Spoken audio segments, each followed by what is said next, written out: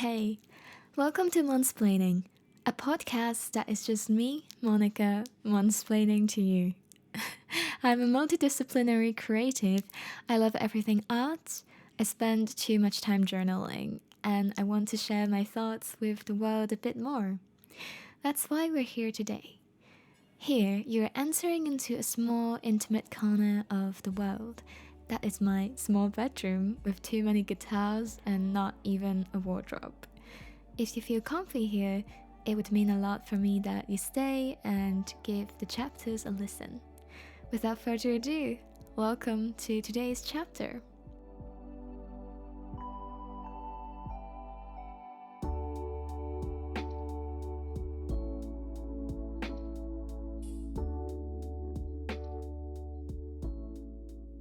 Since this is the very genesis of Monsplaining, it is not Monsplaining if I don't start by explaining to you who I am, right? And it's such a philosophically challenging question, actually. Who am I?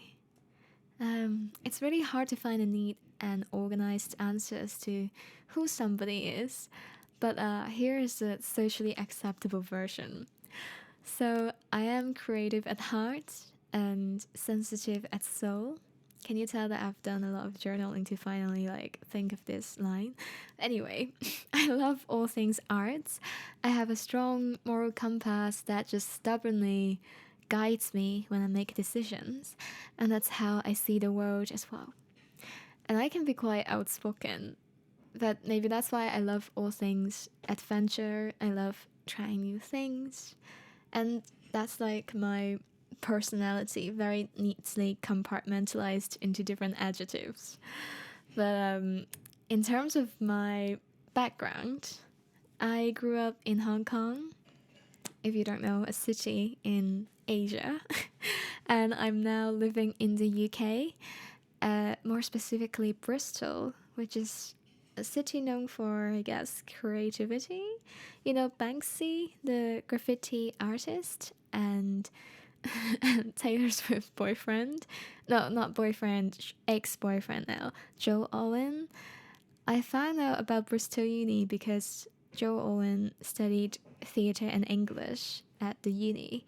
I didn't actually study as a student, at official student at Bristol Uni, but I went on exchange there for a year, and it's because the international students' tuition fees are way too expensive, and I was fighting very hard for a chance to go on exchange from my home uni in Hong Kong. But anyway, yeah, so that's where I'm from, Hong Kong, and now I'm in the UK. But it's a complicated journey because I didn't really feel like I wanted to move. But city that I was growing up in, I don't think I recognize it anymore.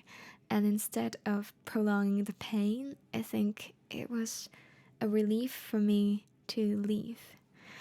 And on a lighter note, I am trying my best to survive in this capitalistic economy and to thrive as a creative soul as well. And I've been throwing around the word creative a lot, but what does it really mean? So I would say I am a singer-songwriter primarily. I really love weaving stories into my melodies, and maybe I can tell you more about that in the future. And I also love film and cinema, so anything related, be it filmmaking, film festivals, or just watching, enjoying films. So for example, when I first put out my debut single, Memory Slinger, I made a music video for it as well. The song is about me drifting between different places in the world, and the music video, I wanted it to be about me navigating the life in Bristol. So I was wandering around Bristol in the music video, but with against backgrounds of different cultures, more British looking elements, and a mural by a Malaysian artist on the other hand. And I also made a dark comedy film about me assimilating into the UK. with meal and baked beans. If you don't know, baked beans is one of the most famous foods in the UK, and meal is supposed to be an affordable package of a main course and a snack and drink that you can get from supermarkets. But I don't know if it's affordable anymore. I think not really, like most things in life. But anyway, I love writing as well. None of these things make money if you think about that.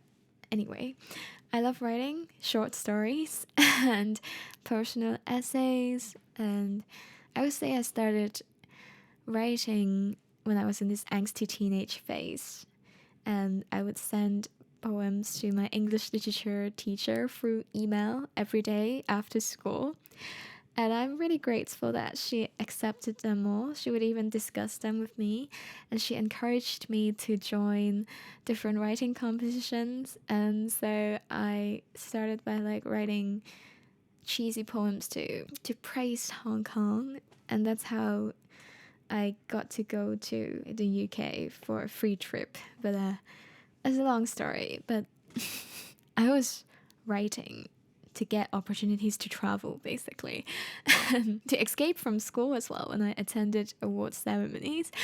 So that was my life as an angsty teenager. Maybe someday in a future chapter I can talk more about that.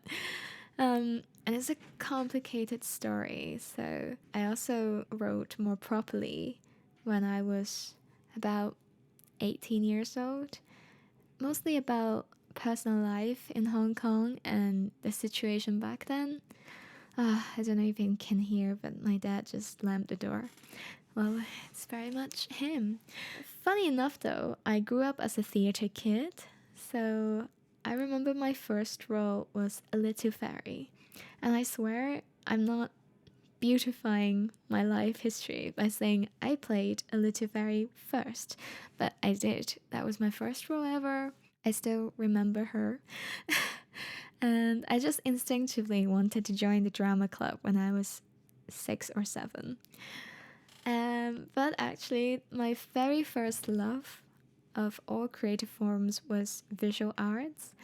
When I was about 3 years old, I think I partnered with some classmates to join this art competition, and we had to draw a monster. You know, as kindergarten children, we drew with oil pastel, and after it was done, I felt like I wanted to put a butterfly-shaped pasta on the head of the monster. And I guess the judges found that really creative, so we actually got second place, and that is cemented. The butterfly pasta is cemented in my childhood memory.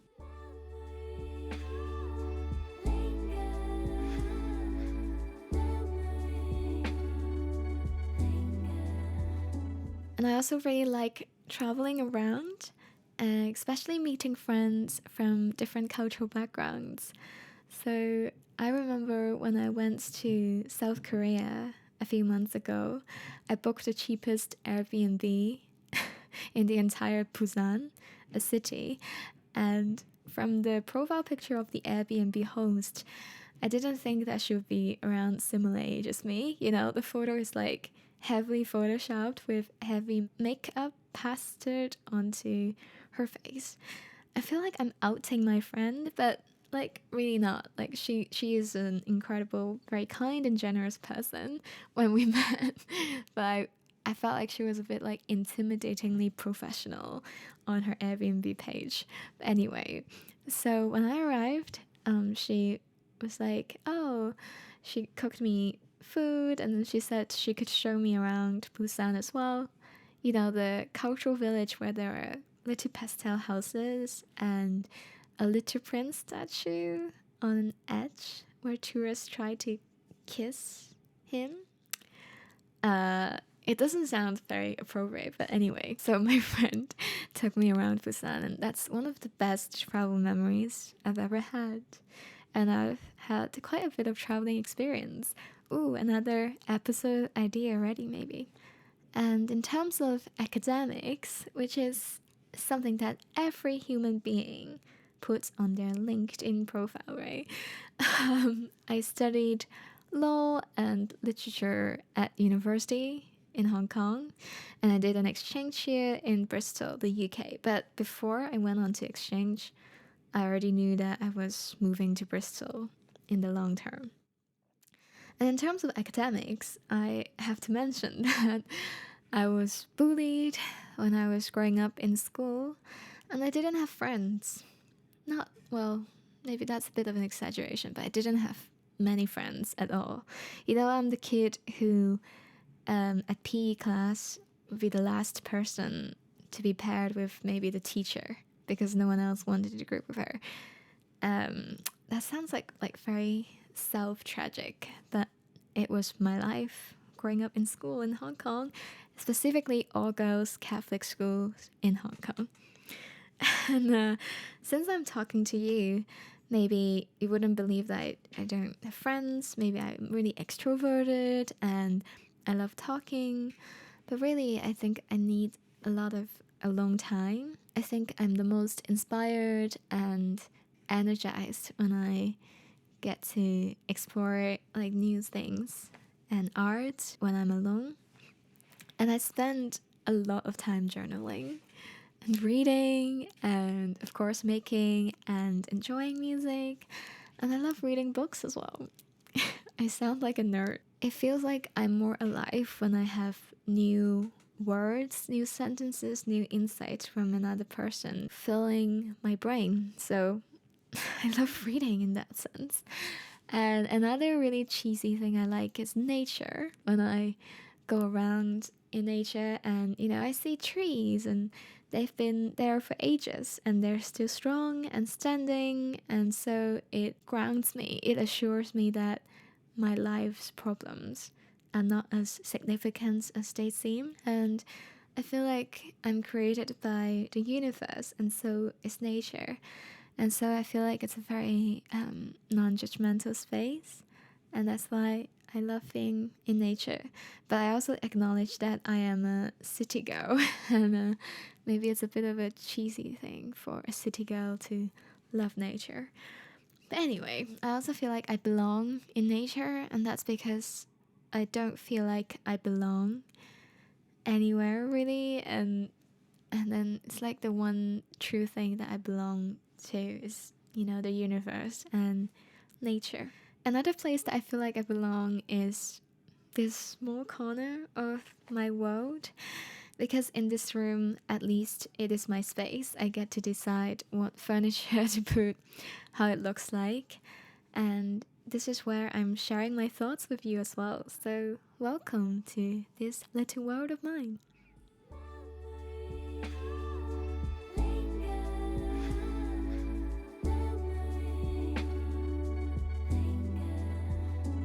And it cannot be a podcast called Monsplaining without me explaining to you why it's called Monsplaining. It's still a contentious concept, but I think it's not mansplaining. It's a thing. Men talking over women, explaining things to women even though the woman already knows it or she didn't ask for it to be explained. And as a young East Asian woman, I definitely have not experienced that at all. No, I have experienced way too much of that. And so I think sometimes if I keep chatting, then isn't that me mansplaining to people? I mean, there isn't really a choice here because it's a solo podcast. So I am mansplaining to you. But that's the whole concept here.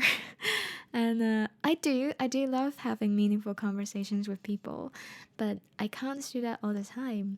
And most of the time, I do talk to myself, I journal to myself, and it can get a bit lonely.